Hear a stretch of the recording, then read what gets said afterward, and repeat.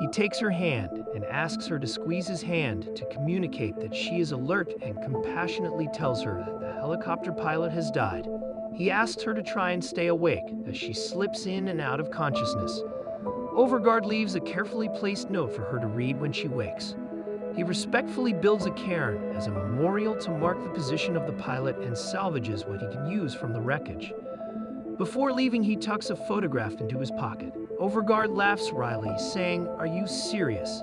as he finds a sled in the helicopter wreckage and loads what he has salvaged.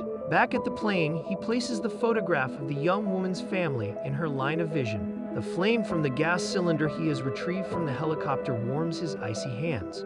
After carefully marking his position and locating the area of the red flag on the detailed map from the helicopter, he circles the seasonal station saying, "That would be great, but it's too far."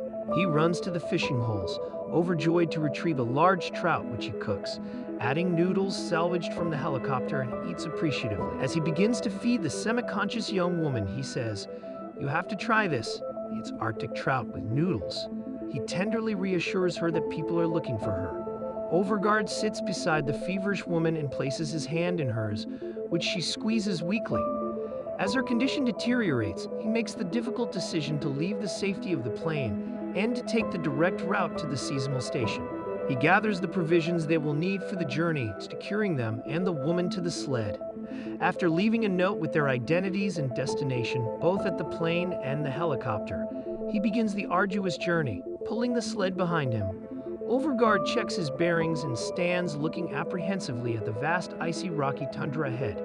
He reassures the unresponsive injured woman that they are doing fine and stoically continues to drag her along. They halt for the night, and he digs a snow cave where they take refuge with him, encouraging her to stay alert as he feeds her. The following morning, they continue until he reaches the red flag and wipes away the snow to reveal a box. He rests deep in contemplation and marks his map before opening the box, which contains rope and his identification, which he puts into his pocket. Overguard reaches a steep, rocky outcrop not indicated on the map. He calculates the distance, noting in despair that the longer alternate route is on the windy side. He decides to climb to the top and sees a relatively smooth path before him. He descends and decides to pull the unconscious woman up slowly and carefully. The rope slips from his grasp. Overguard tries again, using every ounce of strength he has in his determination to succeed. He loses his grip on the rope. After his third attempt, he loses his balance and she plummets down again. He accepts defeat. Although totally depleted, both mentally and physically, he taps into his deepest primal desire to survive. He looks down the slope and says, "We'll take a better way." The longer way around the icy outcrops will add at least 3 brutal days to their trek. He continues to drag the sled behind him before finding a cave to rest overnight. She is unresponsive when he tries to feed her and give her water to drink. He tells her she has to try and continues to tend to her. A polar bear is attracted by the smell of the cooking fish and paws at the entrance to the cave trying to enter.